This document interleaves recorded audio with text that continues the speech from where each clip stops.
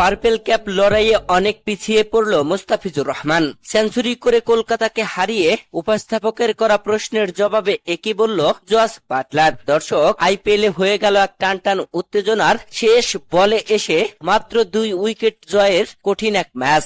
IPL এর 31তম ম্যাচে কলকাতার বিপক্ষে খেলতে নামে রাজস্থান রয়্যালস। আর এই ম্যাচে খেলতে নেমে কলকাতা আগে ব্যাট করে, যেখানে তারা আগে ব্যাট করে 223 রান সংগ্রহ করে সুনীল নারিনের দুর্দান্ত সেঞ্চুরিতে।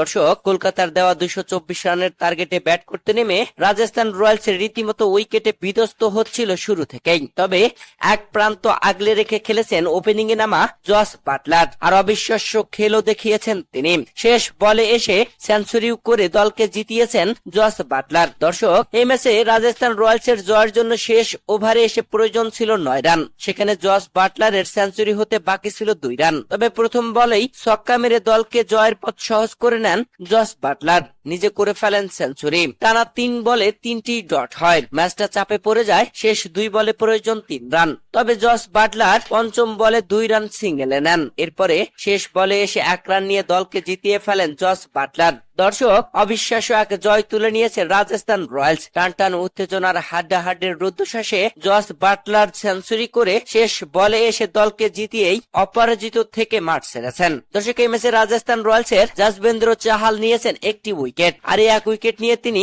ভালোভাবেই পোক্ত হয়ে গেলেন পার্পেল ক্যাপের সর্বোচ্চ উইকেট শিকারীর তালিকার প্রথম স্থানে, যেখানে দ্বিতীয় স্থানে থাকা মুস্তাফিজুর রহমান নিয়েছেন 10টি উইকেট। তবে মুস্তাফিজ যশবেন্দ্র চাহালের থেকে 2 ম্যাচ কম খেলেছেন। দর্শক, 7 ম্যাচ খেলে যশবেন্দ্র চাহাল 12 উইকেট নিয়ে প্রথম স্থানে, আর দ্বিতীয় স্থানে মুস্তাফিজুর রহমান 5 ম্যাচ খেলে 10 উইকেট নিয়ে। দর্শক, এই ম্যাচে কলকাতার কাছ থেকে দুর্দান্ত সেঞ্চুরি করে দলকে জেতানোর পরে ম্যাচ সেরার পুরস্কার নিতেই উপস্থাপকের করা প্রশ্নের জবাবে জস বাটলার বলেন, আমি দেখেছি বিরাট কোহলি ও মহেন্দ্র সিং ধোনিকে এমন ফিনিশিং দিতে। অনেক ম্যাচই দেখেছি তাদেরকে শেষ করতে। আজ এই রাতে আমি একই প্রয়োগ করেছি। দল জিতেছে, আমি সেঞ্চুরি পেয়েছি। আমার সেঞ্চুরিতে দল জিতেছে, এটাই গর্বের বিষয়। ম্যাচ সেরা হয়েছি, এটা আরো আনন্দের বিষয়।